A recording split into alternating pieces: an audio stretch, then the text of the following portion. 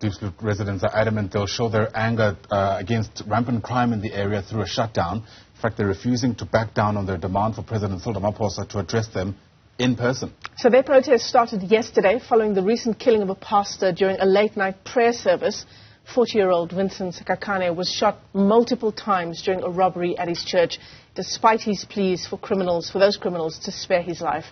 Residents have accused the police of not doing their work. Here's what some of them had to say. Uze ngokwakho la eDiepsloot sidingiwe abantwana bethu bayafa asilale ezindlini isigebengu sisingenele ebusuku asilali angekho endaweni kufe abantu abayi32 on a weekend kudala uzile ubhekicele wakhuluma sakwazwakala mara still kusaqhubeka sifuna kuza wena ke Ramaphosa khawuza njengoba wawuzile eDiepsloot wazofuna ama vote nangoku iza ke uzothini uzokulamle lento lapha eDiepsloot. Yeah, we are now up to enough. We did call our leader, Begi Kele, here.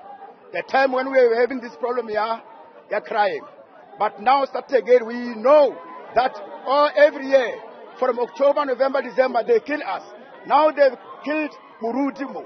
What we are saying now is that the president must come down here and they must take action. All right, let's get to the latest on the story now. Zikhona Tshona is our reporter in Diepsloot. She joins us now live. And Zikhona, if you're able to hear us, you've watched the story throughout this entire week. Get us a sense of how this anger is possibly going to manifest in that community, given the threats that residents are making, if the president doesn't rock up there.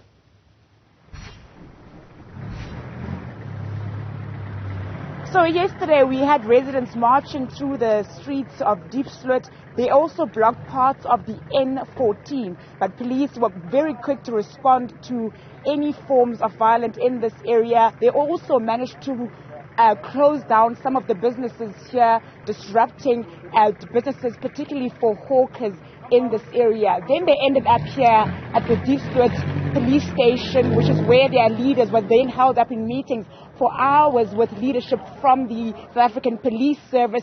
Yesterday, the leaders were not able to report back to residents as far as what came out of this meeting with police is concerned.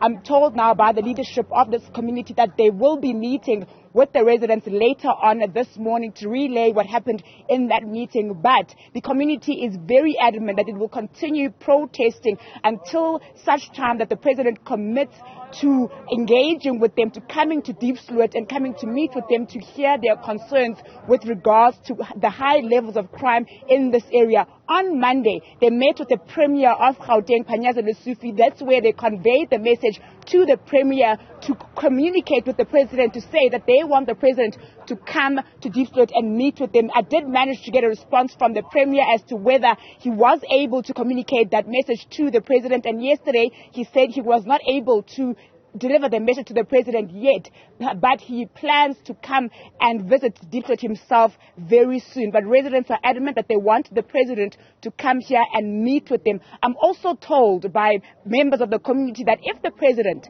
does not come to Diepsloot to come and meet with them, to come and hear their concerns about crime, they are not scared to march to the union buildings and camp there until the president meets with the residents of Diepsloot.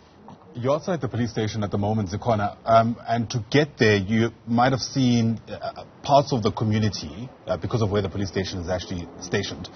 From what you were able to glean this morning, is there relative calm that's being restored there? In other words, are you getting signs of residents doing good on their promise to essentially shut down the area if the president doesn't pull through?